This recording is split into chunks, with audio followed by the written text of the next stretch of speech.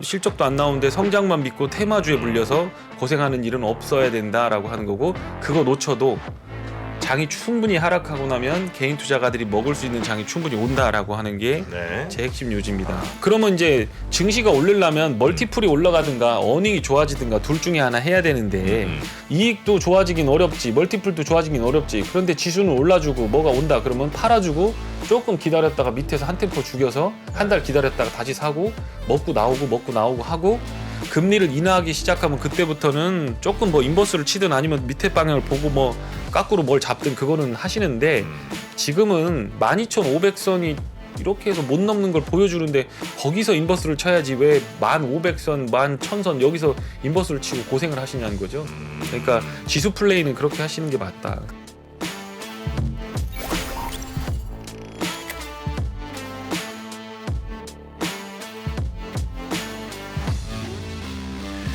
자, 그러면 오늘 또 네. 오랜만에 저희 3프로TV 찾아주신 강영현 이사님 모셔보겠습니다. 어서 오십시오. 안녕하십니까. 네, 반갑습니다. 네, 오랜만에 뵙습니다. 네. 더 영해지신 것 같아요. 어제 머리 좀 자르봤습니다. 훨씬 좋으신데. 네. 아유. 어떻게 지내셨어요 그동안? 뭐 저기 뭐 이래저래 종목들 좀 공부 좀 하고, 또 뭐 책 하나 준비하는 게 있어서 그것도 좀 마무리하고, 네네. 그래서 방송도 이렇게 좀 스케줄 줄이고 좀 좀 쉬었더니 지수 반등하니까 너 숨었냐 이제 아. 그러시더라고요. 그래서 아. 그래서 그런 건 아닌데, 네. 작년에 하여튼 조금 뭐 시장 안 좋을 거란 이야기를 이제 작년 예. 꽤 오래 이제 해주셨는데 네. 올해 1월에 이제 아까 지수 보셨던 것처럼 조금은 아니죠, 좀 꽤 많이 올라가다 보니까 체감이 좋았죠. 예. 네, 그러니까 이제 지수는- 강영현 뭐야 이제 이런 목소리도 좀 있었다 이거죠. 네, 그런 네. 것 같아. 제 개인 유튜브에 있잖아요. 와서 네네. 이제 악플 쓰고 가고 이제 그렇습니까? 그런 거죠. 그래서 어쨌든 그 개인적으로는 좀 정리를, 뭐 폐가 아파가지고 이 방송을 오래 못 해가지고 그래가지고 예, 말을 하면 여기가 아파요. 이렇게 폐? 그럼 어떻게 해요? 병원 가서 검사도 하고 했는데 아, 그래요? 예, 괜찮대요. 멀쩡하대요. 아. 숨을 쉬고 말하라고 하더라고요. 아. 숨을 안 쉬고 말한다. 그래요. 오늘 숨 쉬면서 말해봐요. 네. 일단 뭐 지금 오늘의 주제는 일단 리스크 회피해야 된다, 네. 어버전으로 들어가야 된다라는 거를 제가 말씀을 좀 드려봤고요. 매크로에 대한 몇 가지 질문들과 정리, 이거 지수의 본격적인 하락 시점에 대한 오해가 있는 것 같은데, 이게 제가 오해를 받는 것보다 더 힘든 건 뭐냐면, 나스닥 11,000선이 깨져서 10,000선 가까웠는데 인버스를 찍는다든가 거기서 주식을 다 지진다든가 이런 일들을 했는데 그게 강영현이 때문에 그랬다라고 하는 거예요. 그래서 제 개인 유튜브나 영상들을 잘 보시면 그거 아니다, 주식 팔지 말라고 소리 질렀는데 왜 자꾸 까꾸로 하냐, 이런 거고요. 5월, 9월, 12월 다 떨어졌습니다. 지금 작년 5월 이후로 한국 시장은 2,500을 돌파를 못했어요. 박스권장이죠. 그런데 중요한 건 5월 달에 5월 달 끝나고 반등을 하고 9월 달 끝나고 반등을 하고 12월 달 끝나고 반등하는 종목들이 전부 한결같이 다 다른 종목들입니다. 네. 그러니까 5월 달 반등하고 지수가 안 떨어지고 10월 달에도 그런 상황이 왔을 때 업종과 종목이 계속해서 올라가는 섹터들이 좀 많이 있어야 네. 물린 사람들 입장에서 봤을 때는 5월에 물린 사람, 10월에 물린 사람이 돈을 끌어다가 빚을 내서라도 사서 올라가는 거를 엑시트를 할 수가 있는데, 그게 아니니 그렇게 레버리지를 일으켜서 함부로 투자를 한다든가 그렇게 하지 말고 리세션 한 토막이 남았으니까 그걸 보자라고 말씀을 드리는 거고요. 분명히 정리를 한번 깔끔하게, 3%니까 깔끔하게 해드리겠습니다. 네. 금리를 인상하는 시점에는 페드가 경기가 좋다라는 걸 보고 그거를 쿨다운 시키는 거기 때문에 거기서 급변 사태가 나와서 지수가 팍 꺾어지는 건 없습니다. 그런데 21년에서 22년까지 빠진 거는 너무 비싸서 빠진 거다. 경기 때문에 빠진 게 아니다. 작년에 빠진 거요? 네네. 네. 멀티플이 너무 비쌌다, 유동성이 네. 너무 많아서 그게 축소되는 과정에서 빠진 거고, 이제 남은 거는 실물 시장이 부러지는 것들이 남았는데, 그거는 금리를 올리다가 고원지대를 만들겠죠. 그럴 때는 지켜보는 과정인 거죠. 지금이 그런 과정일 겁니다. 그리고 경기가 안 좋아지면, 리세션이 오면 금리를 낮추기 시작할 텐데, 그때부터 리세션을 반영해서 지수의 마지막 매도 클라이막스가 나온다. 그러니까 리세션이 시작해서 리세션이 끝날 때쯤 그 어딘가에서 지수가 7천 정도는 될 거다라는 겁니다. 그거에 이제 대한 나스닥 지수. 나스닥 지수. 네. 그게 이제 멀티플 15%, 그다음에 EPS 15% 아주 노멀하게 조정을 해서 20-30% 빠지는 거기 때문에 네. 12,000선을 기준으로 해서 나스닥 선물 100을 기준으로 했을 때는 12,500선을 기준으로 해서 3,600포인트에서 3,800포인트 빠지면 7,000선에 들어간다는 게 제가 주장하는 핵심 논리입니다. 그러니까 금리가 잘 모르겠거든. 금리가 인하될 때 그때 도망가는 부분들에 대해서 분명히 얘기를 말씀을 드리고요. 이게 지금 금리를 동결한다라고 하면서 이제 유포리아가 나오잖아요. 경제 상태는 좋은데 인젝션은 주어서 정책 변화는 있었으니 그 정책이 실물 경제에 어떤 영향을 미치는지 그 레깅 타임을 보면서 관찰을 하고 있는 과정이기 때문에 그동안 눌려있던 매수 심리가 윗방향으로 터지면서 막 순환매를 만들어내는 과정이 지금이다. 그러니까 혹시 지금 물려있거나 혹은 이걸 따라가지 못한다고 하더라도 포모에 휩싸여서 따라가다가 실적도 안 나오는데 성장만 믿고 테마주에 물려서 고생하는 일은 없어야 된다라고 하는 거고, 그거 놓쳐도 장이 충분히 하락하고 나면 개인 투자가들이 먹을 수 있는 장이 충분히 온다라고 하는 게 제 네. 핵심 요지입니다. 그리고 그러니까 이제 그 7천으로 뭐 많이들 이제 얘기하시니까 그 7천을 말씀하신 게 금리 인상기인 지금의 7천이 갈 거라는 예측보다는 나중에 이제 금리 인상 끝나고 금리 인하가 시작될 때쯤, 즉 경기가 되게 안 좋아질 때쯤 떨어지는 그 폭이 아마도 한 7천 선까지는 갈 수 있다. 네, 맞습니다. 요 얘기를 주셨다는 예, 거죠. 그렇습니다. 예. 네, 혹시 오해가 되셔가지고 손해 보고 막 그 바닥에서 두려운 나머지 주식 다 팔고 인버스 지지고 이렇게 하는 거는 안 하셨으면 좋겠고요. 그런 그 여기서 보면 이제 하드코어 랜딩하고 이제 소프트 네. 랜딩 얘기 많이 나오잖아요. 네. 이거는 증권 시장 예를 들어서 15% 빠지고 20% 빠지면 30% 빠지면 하드코어 랜딩이고 15% 빠지면 소프트 랜딩이냐? 그런 현상이 아니라 요건 완전히 실물 경제적인 현상이다라고 하는 거를 이해하셨으면 좋겠고요. 네.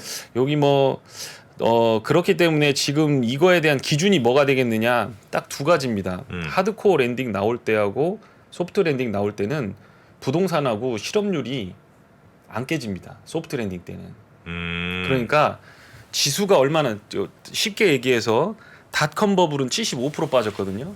그리고 서프라임 때는 1년 기준으로는 47%, 고점 대비 저점까지는 57%가 빠졌습니다. 그러면 둘 중에 이렇게 봤을 때는 닷컴 버블이 훨씬 더 하드코어 랜딩 같잖아요. 그렇죠. 더 많이 빠졌으니까. 근데 실제로 보면 경제 지표는 00년도에 보면 이게 실물 경제가 빠그러져서 리세션 판정을 줘야 되는 상황인가 자체를 의심스럽게 합니다. 그러니까 리얼 GDP가 한 분기 빠졌다가 다시 회복했다가 그 다음 분기에 빠지거든요. 연속 두 분기 마이너스가 나는 상황에 대해서는 그때 기준이 아니었다라는 겁니다. 그런데 그걸 나중에 돼서 그때가 리세션이었다라고 판정하는데 네. 실질적으로 보면 75% 빠진 00년이 소프트 랜딩이었습니다. 왜냐하면 고용은 계속해서 유지가 되는 상황이었고 조금 올라가긴 했죠 나중에. 그리고 부동산 시장이 멀쩡했기 때문입니다. 그러니까 지금 소프트 랜딩과 하드코어 랜딩을 기준으로 해서 이걸 논의를 하고 싶다라고 하면 지수가 반등하느냐 안 반등하느냐 이걸 보면 안 되고 과연 자산 시장의 핵심을 이루고 있는 부동산 시장, 그것을 지탱하는 인플로이먼트, 그러니까 고용 시장, 이 부분에 대해서 논의할 수 있으면 된다. 그거 하면 좋겠다. 그런데 그거에 대한 증거들이 충분히 진행되고 있는 상황이다. 그러니까 리세션이 오냐 안 오냐에 대해서는 네. 저는 99% 온다고 생각하고 지금 이미 리세션이 진행되고 있는 상황이다라고 얘기하는데요. 혹시 그 정프로님께 질문 네. 한번. 아유 좋습니다. 저 들어오십시오. 혼자만 보니까. 네. 혹시 어머니 아버님 중에 어떤 분을 닮으셨습니까? 제가요? 예. 저는 키는 아빠 닮고요. 예. 전체적인 외모는 엄마 쪽에 좀 엄마 가깝습니다. 닮았어요. 네. 엄마 안 닮은 것 같은데. 엄마 안 닮은 것 같다고요? 예. 엄마한테 지금 전화 한번 해봐요. 그게 아니라 네. 제가 어머니를 못 봤지 않습니까?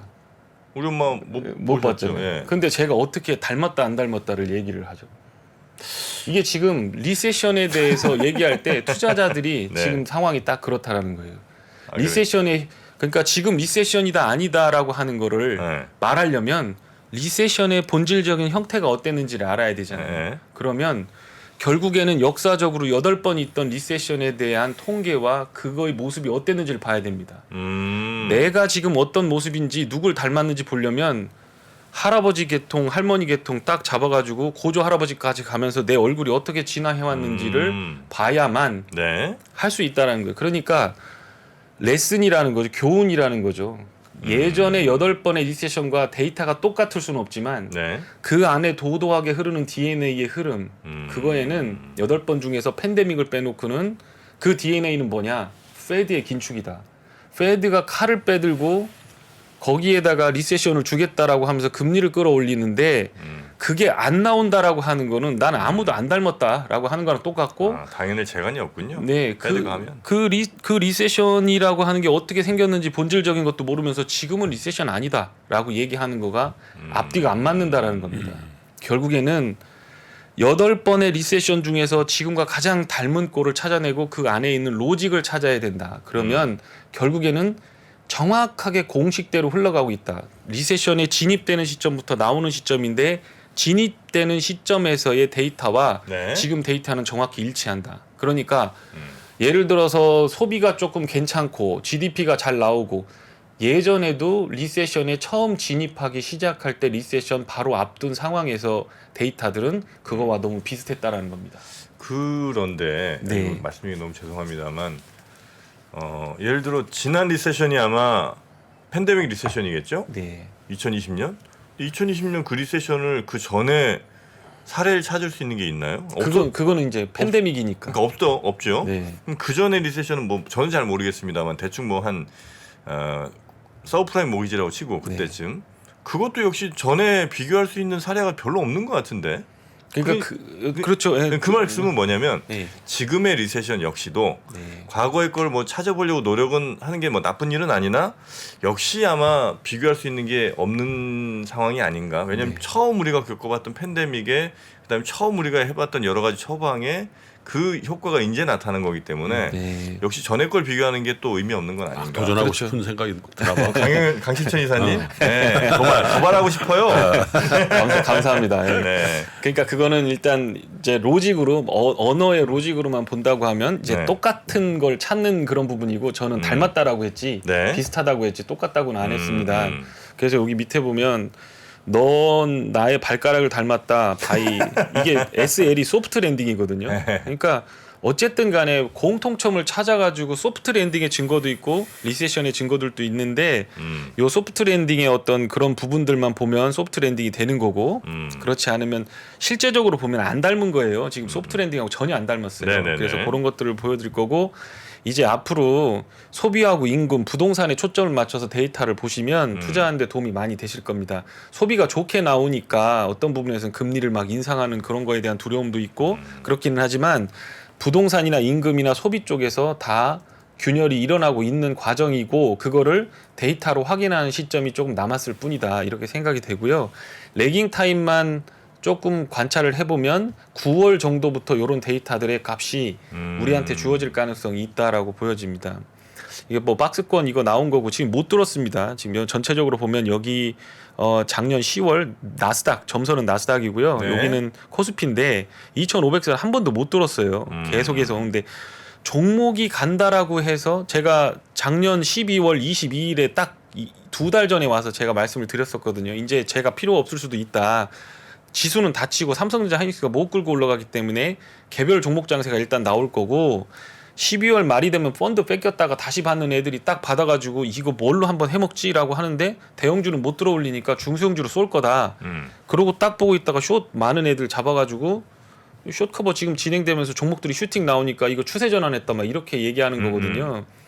시장의 본질을 보자. 이 매크로를 보는 거는 본질을 보는 거라고 본다면 그런 걸로 주식해서 돈을 벌 수 있다. 그런데 그거를 할 수 있는 거하고 추세를 방향을 전환하는 건 좀 다르다라는 거고요. 요거 아까 말씀드렸던 그겁니다. 금리를 인하하기 시작하면서 한참 뒤에 리세션이 나옵니다. 이렇게. 네. 그리고 어디쯤에서 증시는 저점을 잡고 다시 돌아나가기 시작한다라는 거고요. 세로선이 저 리세션이고 리세션입니다. 저 빨간 빨간 동그라미가 이제 금리 피벗하는 거죠. 예, 금리 인하하는 겁니다. 네. 이걸 보시면 제가 예전에 나온 사진을 갖고 온 거거든요. 일드 커브 인버전이 나오고 나서 레깅을 두고 정상화되기 시작합니다. 이 정상화가 바로 뭐냐면 단기 금리를 막 땡기면 장기 금리가 못 쫓아오다가 일드 커브 인버전이 나오는 거거든요. 근데 그러니까 장단기 금리 차. 네, 맞나요? 그렇죠. 네. 그게 정상화되기 시작하면서 리세션에 진입합니다.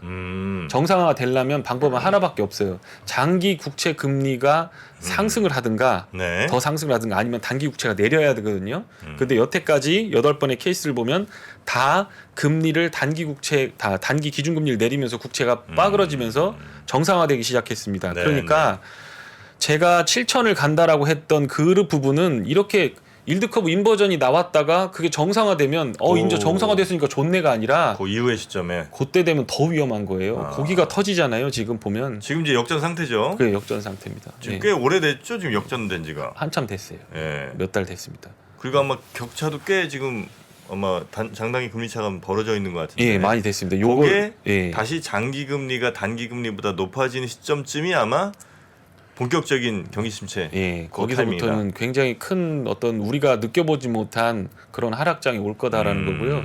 여기 이런 거 보시면 지금 일드 커브들은 전부 다 그 인버전이 나왔던 거예요. 그래서 네. 이게 다시 이렇게 내려가면서 리세션, 내려가면서 리세션. 아까 말씀하신 대로 똑같지는 않지만 네. 페드발 전염병에 의한 거나 전쟁에 의한 게 아니라 네. 페드발 리세션이라고 하는 거, 경기 신용의 축소죠. 그거는 전부 똑같은 증세를 보인다라고 하는 거고, 그게 기본적으로 흐르는 DNA라는 거죠. 네. 닮았다는 거에 대한 근거라는 겁니다.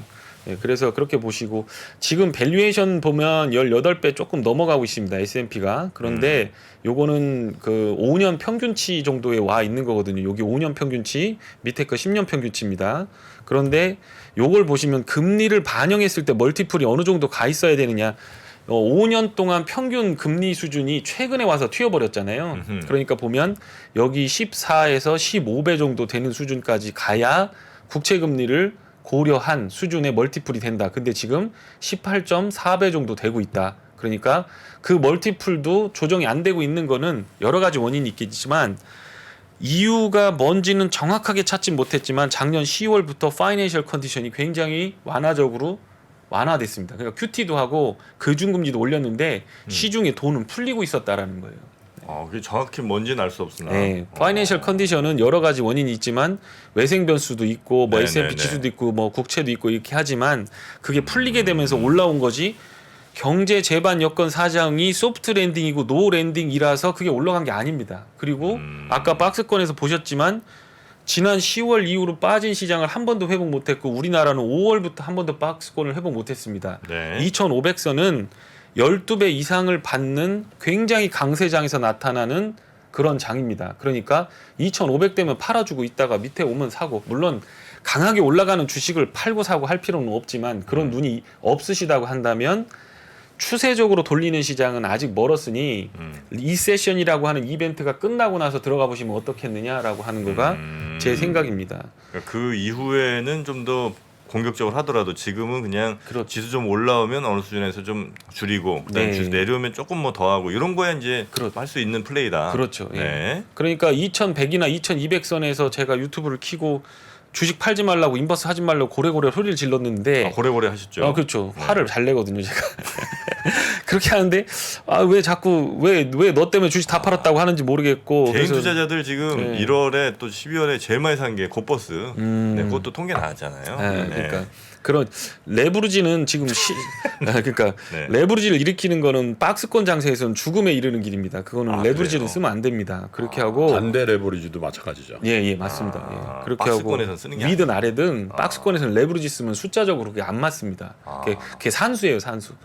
그러니까 그건 안 맞고 또 지금 이제 역실적 장세잖아요. 그러니까 여기서는 뭔가 크래시가 꽝 터져서 이벤트가 나오지 않으면 지수가 푹 빠질 리는 없습니다. 근데 종목을 샀을 때 추세를 가지고 끌고 올라가는 종목을 잡을 확률이 매우 낮기 때문에 네. 조금 더 레벨 자체가 다운됐을 때 개인 투자가들은 확률 높은 자리를 찾을 수 있다라고 하는 게 저의 얘기고요. 네. 리세션이 됐을 때 평균적으로 에브리지는 12% 정도 됩니다. 아, 에브리지는 네, 멀티플이 12배 정도 된다는 거예요. 네. 근데 뭐 닷컴 버블 때는 17배. 여기는 좀 비싼 주식들이 많았고 하니까 근데 2003년 바닥에서 봤을 땐 이것도 14배까지 내려갑니다. 그러니까 14배 언더로 들어갔을 때 멀티플이 그때 장기 투자도 하고 주식에 좀 포지션도 늘리고 현금 은행에 있는 거 찾아다가 여기다가 좀 주식에다 태우는 시기가 오는 거가 그때일 거다. 지금 이제 17배, 18배 이렇게 되고 있죠. 네, 18배 넘습니다. 18배. 예. 네. 지금 그러면 이제 증시가 오르려면 멀티플이 올라가든가 어닝이 좋아지든가 둘 중에 하나 해야 되는데 지금 위에서 봤듯이 멀티플은 좋아지기 어렵죠. 긴축을 하니까. 네. 어닝이 좋아져야 되는데 이게 08년도에 어닝이 조정되는 흐름입니다. 그러니까 저기 이익을 계속 개정을 하면서 안 좋아질 거야 하면서 이렇게 1년 내내 나쁘게 빨간 선을 잡고 하는 겁니다. 근데 지금 2023년 흐름은 그보다 더 밑에 있죠. 그러니까 표준 편차상으로 봤을 때는 네. 가장 낮은 수준에 근접하는 그런 이익 조정치가 나온다. 네. 그러니까 이익이 안 좋다고 계속 바꾼다라는 거예요. 그거가. 네. 그러니까 이익도 좋아지긴 어렵지, 멀티플도 좋아지긴 어렵지. 그런데 지수는 올라주고 뭐가 온다 그러면 팔아주고 조금 기다렸다가 밑에서 한 템포 죽여서 한 달 기다렸다가 다시 사고 먹고 나오고 하고 금리를 인하하기 시작하면 그때부터는 조금 뭐 인버스를 치든 아니면 밑에 방향을 보고 뭐 까꾸로 뭘 잡든 그거는 하시는데 지금은 12,500선이 이렇게 해서 못 넘는 걸 보여주는데 거기서 인버스를 쳐야지 왜 1,500선, 11,000선 여기서 인버스를 치고 고생을 하시냐는 거죠. 그러니까 지수 플레이는 그렇게 하시는 게 맞다. 그 혹시 지금 이제 계속해서 전망치를 이제 낮추고 있잖아요. 네. 계속 바꾸는 낮추는 이 상황들이 역대급 하여튼 뭐 이전에 비해서 굉장히 지금 낮은 편에 속하는 건데. 그렇죠. 그거는 오히려 증시 좋은 일은 아닙니까? 그러니까 실제 이만큼 나올 건데 그보다 굉장히 낮춰 얘기했는데 예. 실제 나오는 거는 이보단 좀 더 괜찮게 나오네. 예. 그러면 뭐야 중시에는 오히려 맞아요. 맞아요? 예. 최근에 그래서 올랐잖아요. 그래서 오른 거예요? 또 증권맨 같으세요. 제가 알고 왔습니다. 그렇게 그게 맞는 것 같고요. 네네. 그게 어닝 이 애널리스트의 추정치라든가 컨센서스가 매우 많이 극단적으로 낮아지는 그 비율도 지금 차트는 안 갖고 왔는데 지금은 네. 그런 수준은 아니고요. 네네. 그게 극단적으로 낮아지는 3, 4분기 분기 정도 저점에서 그게 애널리스트들이 추정치가 레깅이 됩니다. 후행이에요. 그러니까 그거가 마지막 최하로 낮추기 전 바로 단계에서 네. 보통 한 분기 전에 시장은 반등을 했었습니다. 말씀하신 대로 너무 극단적으로 낮춰놨기 때문에 이번에도 거의 뭐 서프라이즈율이 굉장히 초반에 발표된 거는 80% 나왔거든요. 그러니까 네. 시장 막 반등했거든요. 근데 그게 엄마 나 요번에 70점 맞을 거야라고 했는데 75점 맞은 거죠. 그러면 이제 뭐 그렇게 공부를 잘하는 건 아니잖아요. 네. 80점, 90점이라고 90점 맞을 거야 했는데 85점 맞으면 75점보다 훨씬 높지만 안 좋은 거였죠. 그러니까 맞죠, 그 말씀이 맞습니다. 네네. 그렇게 되는 거고 이제 EPS가 네거티브 그로스가 이렇게 지금 여기 동그라미 쳐놓은 부분이 이제 이게 EPS 그로스가 나오는 거죠. 성장률입니다. 네. 그 성장률이 마이너스로 나올 때 이제 지수가 본격적으로 하락되기 시작한다라는 거죠. 그러니까 이게 지금 여기 내려온 건 닷컴 버블처럼 너무 무거웠기 때문에 빠진 부분이다. 멀티플이 유동성 때문에 빠진 부분이고 이 다음부터는 실적이 조정되면서 리세션이 오면서 경기가 하강하면서 온 하락이 한 번 더 남았다라고 네네. 하는 걸 나타내는 겁니다. 지금 이게 S&P의 리스크 프리미엄이거든요. 리스크 프리미엄이 뭐냐면 무위험 자산 수익률. 그러니까 국채 사면 5% 먹는데 지금 주식 사는 건 퍼의 역수분의 1이거든요. 그러니까 20배 잡아놓고 이거 하면 5%라는 거예요. 그러면 이거 잡아놓으면 지금 2008년 훨씬 더 이전부터 리스크 프리미엄이 그러니까 주식 사는 거가 그러니까 베너핏이 없다라는 거 투자자 입장에서는. 네네네. 그러니까 이런 상태에 보면 기관 투자가들이 올라오면 거기다 대고 주식을 팔아버리고 기다리거나 채권으로 도망가 버리지 주식을 막 사진 않을 거라는 얘기입니다. 네. 그러니까 이거 이쿼티 리스크 프리미엄이 뭐 CAPM 모형이라 해서 CAPM 모형에서 나오는 그런 거긴 한데 이런 자리에서는 주식을 장기 투자하기는 매우 좋지 않다라고 하는 거고 지금 제가 이제 말씀드리고 싶은 게 이게 보면 소프트 랜딩에 관련된 내용이거든요. 네. 보면 여기 동그라미를 쳐놨습니다. Moderating inflation and reduced economic risk. 경제적인 리스크는 적고 인플레이션은 완화되고 있다라는 거고 그 밑에 뭐 골디락스까지 딱 쳐놨습니다. 네. 이게 이제 지금 메인에 화자되는 거거든요. 근데 그 날짜를 위에 딱 보시면 2007년 February 15입니다. 그러니까 이거 리만 브라더스 터지기 6개월 전, 4개월 전에 이러고 있었다라는 거예요. 심지어는 제롬 파월이 아니고 그때 연준 의장이 나와가지고 네. 소프트 랜딩 얘기를 드립을 엄청 칩니다. 2달 전에도 나와서 칩니다. 그러니까 소프트 랜딩이라고 하는 거에 대한 트래픽을 보시면 이렇게 나오잖아요. 요거 이제 단순화 시킨 겁니다. 이제 여기 보면 00년도에 소프트 랜딩 이렇게 나오고 여기가 저 07년도에 소프트 랜딩 이렇게 나옵니다. 지금도 소프트 랜딩 이렇게 나오죠. 그러니까 소프트 랜딩이라고 하는 거에 대한 전망치가 얼마나 많이 사람들이 회자가 되고 언론에서 뽐뿌지를 하느냐라고 하는 걸 보면 이게 이렇다라는 거예요. 지금 똑같은 트랩에 갇히고 있는 거죠. 이건 뭐 구글 트렌드인가요? 구글 트렌드도 겹쳐진 것 같고 네. 언론에서 나오는 트래픽도 아. 카운팅이 된 것 같습니다. 제가 구글 트래픽을 네네네. 봤는데 정확하게 일치하진 않아요. 그리고 2001년도 건 없습니다. 언론들에서 이제 소프트 랜딩을 엄청나게 얘기할 때 보면 네. 거의 뭐 예외 없이 예. 저런 예, 박살이 났군요. 예, 그렇게 하고 여기도 지금 보시면 대부분 다 그래요. 하우징 마켓 프로블렘이 좀 있기는 하지만 소프트 랜딩이다. 그리고 여기 지금 보면 여기서도 똑같은 얘기를 하죠. 의회에서 증언까지 합니다. 괜찮다고 의원님들 앞에서 다 소프트 뻥이었다라는 랜딩이다. 얘기죠. 예. 소프트 랜딩을 하려면 그러니까 단서는 두 개예요. 하우징 마켓, 자산 가격, 자산의 대부분을 차지하는 부동산 시장 안 망가지면 되는 이게 거고. 버텨주면 되고. 예, 그거 안 망가지려면 실업률. 예, 실업률이 받쳐줘야 되죠. 네. 거의 90%, 95% 일치하거든요. 부동산 시장하고 네네. 실업률하고는 일치하니까 그렇다는 겁니다. 네. 그래서 뭐 여기 요렇게 분홍 여기 저 녹색으로 표시가 된 부분이 소프트 랜딩인데 보면 실업률이 개선이 돼요. 이런 것들은 보면 소프트 랜딩 할 때 보면 여기가 실업률이거든요. 요 밑에가 언임플로이먼트가 내려가잖아요. 네네네. 내려가잖아요. 그러니까 실업률이 내려갈 때 내려가면서 어떤 부분에서는 좀 경기가 착륙을 한다. 그러면 소프트 랜딩이 돼요. 근데 이렇게 화살표로 표시된 이 부분을 보시면 실업률이 확 튀어버리잖아요. 네. 이건 하드코어 랜딩이고 여기다 부동산 갖다 딱 겹쳐버리면 부동산 가격 플런지 나옵니다. 그러니까 그 두 가지가 소프트와 하드코어 랜딩의 기준이니까 지수가 10% 15% 12월 달에 다 빠진 거 그거 올라서 조금 더 오르고 거기서 500포인트 더 올랐다고 이게 뭐 뷰가 바뀌고 무슨 손바닥 뒤집듯이 이게 뭐 경기 전망이라고 하는 게 그렇게 되는 게 아니고 지금 여기서 언임플로이먼트 레이트의 시체적으로 밑에 따보면요 굉장히 중요한 게 나와요. 계약직 늘어가고 있고 계약직하고 정규직하고 상승률 자체가 뒤집혔어요. 이거는 그 미국 얘기인가요? 네, 지금? 미국입니다. 아. 거의 이거는 100% 확실한 리시전 증거고요. 그 고용률만 보면 안 됩니다. 50만 명 고용되는 것들 넘펀 페이롤이 50만이다 그러면 미국 경제 성장률이 5.7%가 나오든가 아니면 노동 생산성이 반토막 나든가 둘 중에 하나 해야 되는 거거든요. 그러니까 그거 카운팅이 뭔가 잘못됐다라는 거예요. 그리고 헤어컷이라고 그러니까 뭐라고 해요? 잡컷이라고 하죠. 그러니까 사람들 잘리는 비율이 급증하기 시작했어요. 그래서 지금. 그거를 데이터로 보시면 요렇게 나옵니다. 연속 실업수당 청구 건수. 지금은 신규 실업수당 청구 건수 보면 안 되고 분명히 제가 12월에 나와서도 얘기했거든요.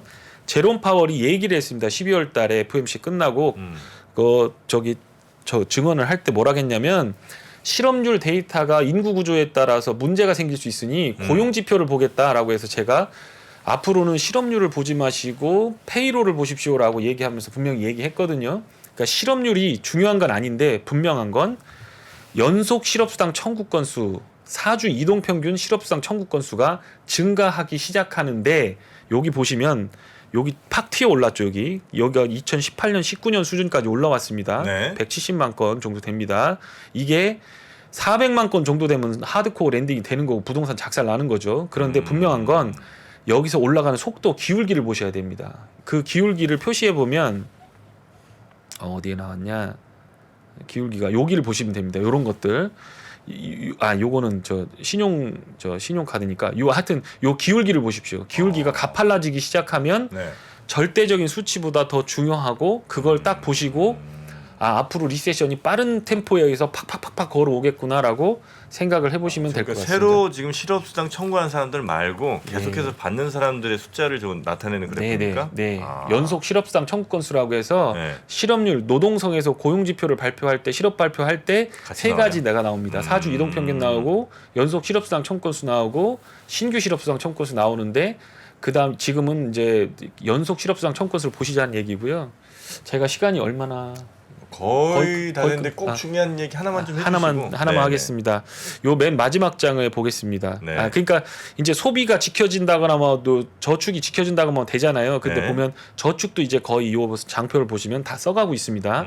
앞으로 한 분기 정도 되면 네. 이제 빚을 내서 써야 되고 빚을 내는 상황도 지금 이렇게 가파르게 별로 좋지 않다라고 하는 겁니다. 그러니까 지금은 신용카드로 리볼빙 받아서 쓰고 있는데 저축 말라버리고 은행 대출을 쪼이고 있는 상황에서 앞으로 소비 지표도 깨질 일만 남았는데 네. 그거가 지금 보면 리세션에 초입해서 전체적으로 다 일어나는 상황들이라는 거예요. 해 아래 세 가지 없는 거 똑같은 상황이에요. 이 호프는 뭐냐면 하우스가 고점 찍는다. 집값이 고점 찍었죠. 그 다음에 오더입니다. 뉴 오더. 신규 주문. ISM 제조업 지표 생산부터 부러지고 네. 프라핏, 마진이 깎꾸러질 겁니다. 지금 내려가고 있어요. 지난 분기에 5% 빠졌습니다. 네. 그리고 맨 마지막이 인플로이먼트고 그 고용 시장이 박살나기 시작하면 거기서 리세션 때려버립니다. 그리고 한참 뒤에 때린다는 거예요. 이 호프에 의해서 스토리대로 가고 있고 그 절차대로 다 움직이고 있다. 이미 우리는 진행되고 있다라는 거고 지금은 리세션을 반영한 게 아니라 소프트 랜딩을 반영하고 있다. 리세션 초반에 랠리가 나와요, 주식이? 랠리 나옵니다. 일드 커브도 정상화되는 것처럼 하고요. 주식시장에 랠리 나옵니다. 아, 잠깐. 네, 그리고 이익까지도 증가할 때도 있습니다. 평균적으로는. 몇 개월 정도 갑니까? 이거 뭐 통계 내기는 어렵나요? 예, 한두 분기 정도 되는 한두 거. 분기? 네.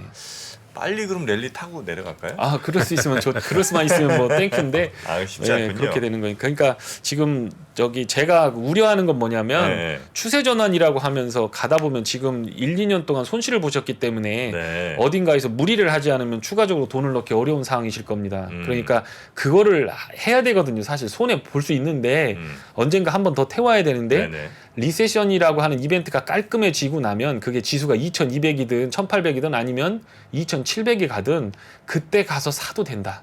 그래도 충분히 먹을 종목들이 있고 순환매가 나오니 안전한 판이 깔아지면 그때 들어가시는 게 맞는 것 같고 지금은 여러분이 아는 것처럼 뭔가 이번에는 다르고 뭐 하는 게 아니라 아주 구구단처럼 정확하게 페드의 의도대로 움직이고 있는 건데 그 속도와 폭만 조금 다르기 때문에 아니라고 논쟁을 벌이고 있는 상황이니 네. 그거에 대해서는 조금 잘 한번 판단해 보셨으면 좋겠다. 이게 네, 네. 제 그래요. 의견입니다. 네.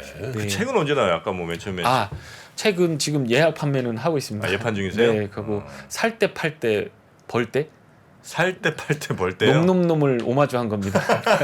그래서 뭐 사는 놈, 파는 놈, 뭐 버는 놈 이렇게 하면 너무 좀 독자를 아 근데 네. 저 사진은 조금 아이, 저거 아니지. 강사답지 않다. 네.